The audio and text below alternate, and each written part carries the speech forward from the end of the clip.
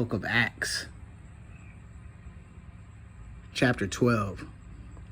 Now about that time, Herod the king stretched forth his hands to vex certain of the church, and he killed James, the brother of John, with the sword. And because he saw it please the Jews, he proceeded further to take Peter also. Then were the days of unleavened bread. And when he had apprehended him, he put him in prison and delivered him to 4 quaternions of soldiers to keep him, intending after Easter to bring him forth to the people. Peter therefore was kept in a prison, but prayer was made without ceasing of the church unto God for him. And when Herod would have brought him forth the same night, Peter was sleeping between 2 soldiers, bound with 2 chains, and the keepers before the door kept the prison. And behold, the angel of the Lord came upon him, and a light shined in the prison, and he smote Peter on the side, and raised him up, saying, Arise up quickly. And his chains fell off from his hands. And the angel said unto him, Gird thyself and bind on thine sandals. And so he did. And he saith unto him, Cast thy garment about thee, and follow me. And he went out and followed him, and wist not that it was true which was done by the angel, but thought he saw a vision. When they were past the first and the second word, they came unto the iron gate that leadeth into the city, which opened to them of his own accord.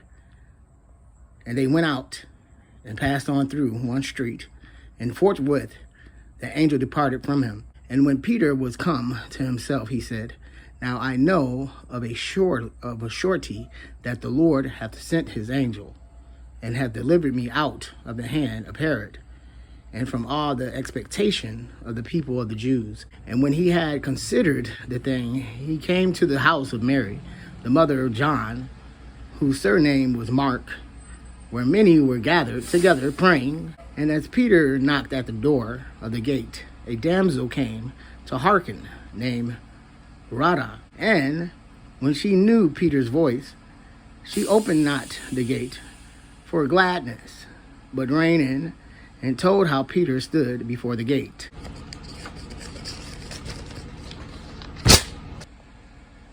And they said unto her, Thou art mad. But she constantly confirmed that it was even so. Then said they, It is his angel. But Peter continued knocking, and when they had opened the door and saw him, they were astonished. But he, beckoning unto them with the hand to hold their peace, declared unto them how the Lord had brought him out of the prison. And he said, Go show these things unto James and to the brethren. And he departed and went into another place.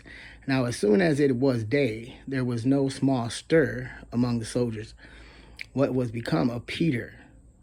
And when Herod had sought for him and found him not, he examined the keepers and commanded that they should be put to death. And he went down from Judea to Caesarea, and there abode. And Herod was highly displeased with them of Tyre and Sidon, but they came with one accord to him, and having made Blastus, the king's chamberlain, their friend, desired peace, because their country was nourished by the king's country. And upon a set day, Herod, arrayed in royal apparel, sat upon his throne and made an oration unto them. And the people gave a shout, saying, It is the voice of a God, and not of man. And immediately the angel of the Lord smote him, because he gave not God the glory. And he was eaten of worms, and gave up the ghost. But the word of God grew and multiplied. And Barnabas and Saul returned from Jerusalem, when they had fulfilled their ministry, and took with them John, whose surname was Mark.